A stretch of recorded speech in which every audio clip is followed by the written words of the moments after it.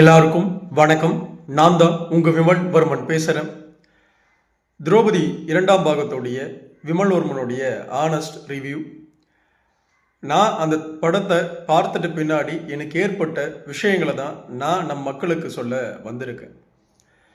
தமிழ் சினிமாவில் இதுவரைக்குமே வன்னியர் சமூகத்துடைய இல்லை வன்னியர் சமூகத்துடைய வரலாறுகள் வாழ்வியல் சார்ந்த திரைப்படங்கள் பெரும்பகுதியாக வந்திருக்கா அப்படின்ற கேள்வியை முன் வச்சோம் அப்படின்னா கண்டிப்பாக கிடையாது. அந்த ஒரு விஷயத்திலிருந்து வன்னியர் சமூகத்துடைய வரலாற்று நிறைந்த வீர வல்லாள மகாராஜர் மற்றும் காடவராயர்கள் சம்புவராயர்கள் அப்படின்னு சொல்லப்படுகின்ற நம்மளுடைய முன்னோர்களை பற்றிய கதைக்களம் பொருந்திய ஒரு திரைப்படம் எடுத்து வரலாற்று ரீதியாக நமக்கு கொடுத்திருக்கிறாரு அண்ணன் மோகன்ஜி சத்ரியன் அவர்கள். முதல்ல அந்த ஒரு விஷயத்துக்கு அவருக்கு மிகப்பெரிய ஒரு வாழ்த்துக்களை இந்த நேரத்தில் விமல்வர்மன் சொல்லிக்கிறேன்.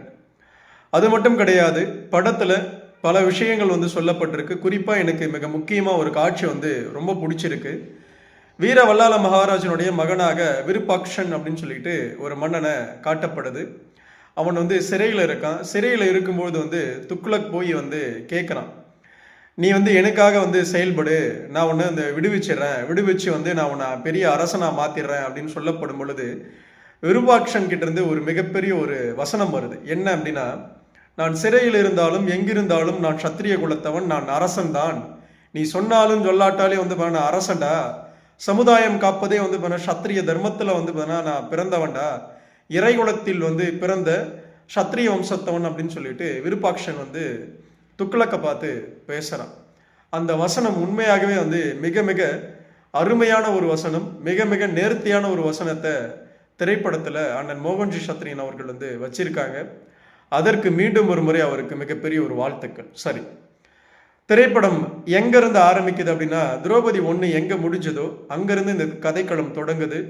அந்த கதைக்களம் தொடங்கும் பொழுது வக்குப வாரியத்தில் சில சொத்துக்கள் சேந்தமங்கலம் கிராமத்தை சார்ந்த மக்களுடைய சொத்துக்கள் முஸ்லீம்களுடைய கட்டுப்பாட்டுக்குள்ளே போயிருக்கு அப்படின்னு சொல்லிட்டு ஆரம்பிக்குது.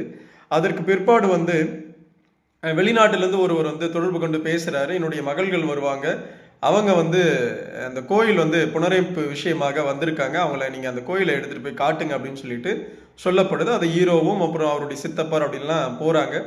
போய் அங்கே அந்த கோயிலை பார்க்குறாங்க. அப்படி பார்க்கப்படும் பொழுது அந்த வெளிநாட்டிலிருந்து வந்த 2 பெண்கள் பார்த்தீங்கன்னா, ஒருத்தங்க ஹீரோயின், ஒருத்தங்க அவங்களுடைய தங்கச்சியாக காட்டப்படுது. அவங்க 2 பேரும் போயிட்டு புனரமைப்பு எப்படியெல்லாம் சிதிலம் அடைந்திருக்கு கோயில் அப்படின்னு சொல்லிட்டு உள்ளே போய் பார்க்கப்படும் பொழுது சடனாக ஹீரோயினுக்கு பார்த்தீங்கன்னா சில இல்யூஷன்ஸ் ஓப்பன் ஆகுது. அந்த இல்யூஷன்ஸ் பார்த்தீங்கன்னா என்ன அப்படின்ற விஷயத்தோடு ஹீரோ போய் கேட்கப்படும் பொழுது, நான் தான் திரௌபதி அப்படின்னு சொல்லிட்டு ஆரம்பிக்கிறாங்க. 700 வருட முன்னாடியான கதைகளத்தை பார்த்தீங்கன்னா அங்கேருந்தான் ப்ரீகூலாக அவங்க ஓப்பன் பண்ணுறாங்க. ஓப்பன் பண்ணி ஹீரோவை பார்த்து பார்த்தீங்கன்னா அந்த கதைக்களத்தை சொல்ல ஆரம்பிக்கிறாங்க. அங்கேருந்து தான் அந்த கதைக்களம் தொடங்குது. ஸோ அப்போது திரௌபதி 1க்கும் 2க்கும் பார்த்தீங்கன்னா முடிச்சு போட்டு அண்ணன் மோகன்ஜி சத்ரியன் அவர்கள் இந்த கதைக்களத்தை நோக்கி எடுத்துகிட்டு போகிறாரு. எடுத்துகிட்டு போய் வீர வல்லாள மகாராஜர், வீரசிம்ம காடவராயன், நாராயண சம்புவராயர் அப்படின்னு சொல்லிட்டும், அப்புறம் மதுரை சுல்தான்கள், அப்புறம் தேவகிரி சுல்தான்கள், டெல்லி சுல்தான்கள் அப்படின்னு சொல்லிட்டு இப்படி ஒட்டுமொத்தமாக இந்த கதைக்களம் நகருது. அந்த கதைக்களத்தில் பல காட்சிகள், பல சண்டை காட்சிகள், பல பிரச்சனைகள், பல விஷயங்கள். குறிப்பாக முஸ்லீம்கள் இங்கே வரும்பொழுது, அதாவது துருக்கி நாட்டு, இங்கே இருக்கிற முஸ்லீம்கள் கிடையாது, அவங்க இந்தியாவை ஆக்கிரமிப்பு பண்ணி ஆபரணங்கள்லேருந்து எல்லா விஷயத்துலேருந்து எப்படி எல்லாம் சூறையாடினாங்க அப்படின்ற விஷயத்த ரத்தமும் சதையுமாக பார்த்தீங்கன்னா தெல்ல தெளிவாக அண்ணன் மோகன்ஜி சத்ரியன் அவர்கள் வெளிப்படையாக காட்டியிருக்கிறார். அதுக்கு பார்த்தீங்கன்னா முதல்ல மிகப்பெரிய ஒரு வாழ்த்துக்கள். இதையெல்லாம் தாண்டி அந்த துக்ளக், அப்புறம் மதுரை சுல்தான்கள், அப்புறம் தேவகிரி சுல்தான்களாக நடிச்சிருக்கிற அந்த கேரக்டர்கள் பார்த்தீங்கன்னா அவ்வளவு அழகாக கிராஃப்ட் பண்ணியிருக்கிறாரு. ரொம்ப அழகாக பார்த்தீங்கன்னா அவங்க மனசில் நிற்கிறாங்க. வில்லன்களாக நிற்கிற அவங்க ரொம்ப அழகாக பார்த்தீங்கன்னா நேர்த்தியாக நடித்து கொடுத்துருக்குறாங்க. ரொம்ப அழகாக பார்த்தீங்கன்னா பண்ணியிருக்காங்க. அந்த விஷயத்தில் அண்ணன் மோகன்ஜி சத்ரியன் அவர்கள் தெளிவான பார்த்தீங்கன்னா ஒரு விஷயத்த பண்ணியிருக்கிறாங்க.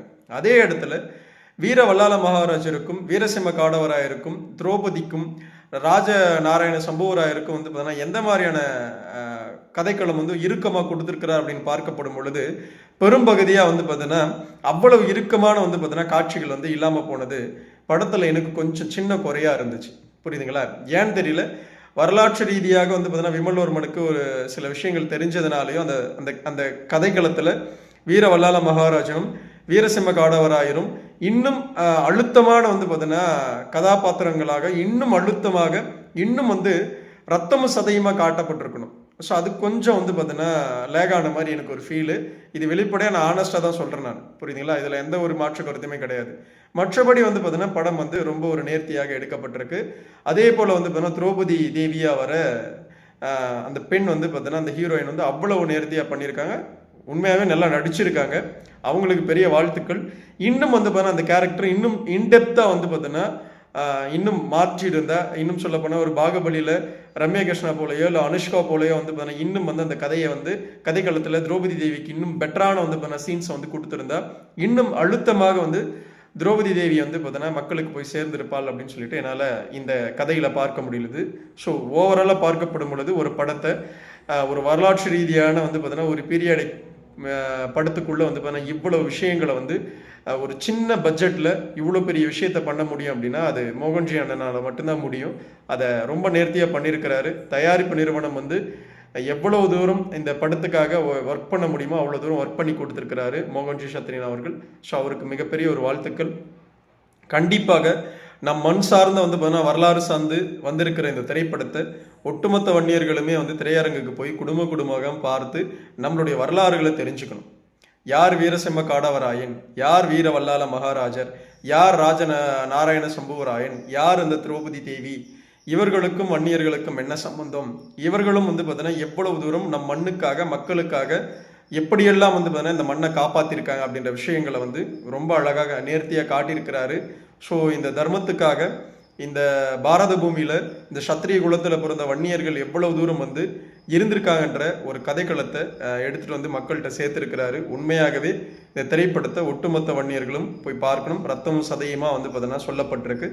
எல்லாரும் போய் பார்த்து மிகப்பெரிய ஒரு வெற்றி திரைப்படமாக மாற்றினா மட்டும்தான் இன்னும் இது போன்ற இன்னும் நல்ல கதைக்களங்கள் வந்து பார்த்தீங்கன்னா நமக்கு திரைப்படமாக விருந்தாக வந்து நம்மளுடைய கண்களுக்கு வந்து சேரும். இதை நம்ம வந்து கண்டுக்காமல் போயிட்டோம் அப்படின்னா மீண்டும் சொல்கிறேன் பாருங்க, நம்மளுடைய வரலாறுகள் தமிழ் சினிமாவில் இது வரைக்குமே பெரும்பகுதியை யாரும் எடுத்தது கிடையாது.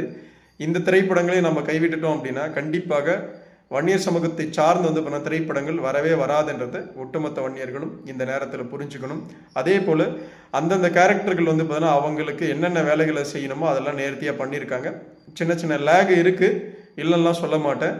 அதையெல்லாம் தாண்டி வந்து பார்த்தீங்கன்னா இதை வரலாற்று ரீதியாக இந்த ஒரு சின்ன பட்ஜெட்டில் எவ்வளவு நேர்த்தியாக கொடுக்க முடியுமோ அவ்வளவு பெரிய நேர்த்தியாக கொடுத்துருக்குறாங்க. குறிப்பாக வந்து முஸ்லீம்கள் வந்து பார்த்தீங்கன்னா இந்த மண்ணை எந்த அளவுக்கு எதிர்த்திருக்கிறாங்க, எந்த அளவுக்கு கஷ்டப்படுத்தியிருக்கிறாங்க அப்படின்றத ஒட்டுமொத்த முஸ்லீம்கள் அப்படின்னா இன்றைக்கி இருக்கிற ஆட்கள் கிடையாது.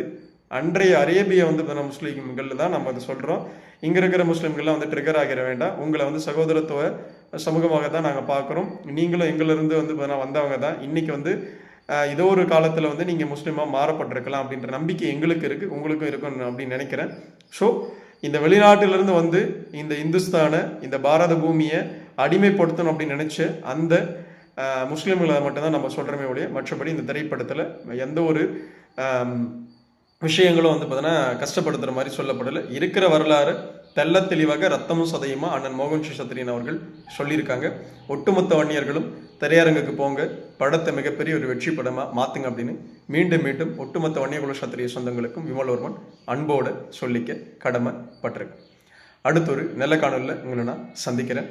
நன்றி, வணக்கம். வாழ்க வளர்க வன்னிய பெருங்குளம், வாழ்க வளர்க வன்னியகுல சத்திரிய சமூகத்தின் பண்பாடும் கலாச்சாரமும் வரலாறும் மற்றும் வன்னியகுல சத்திரிய சமூகத்துடைய சத்திரிய தினமும் வேளங்கொண்டு.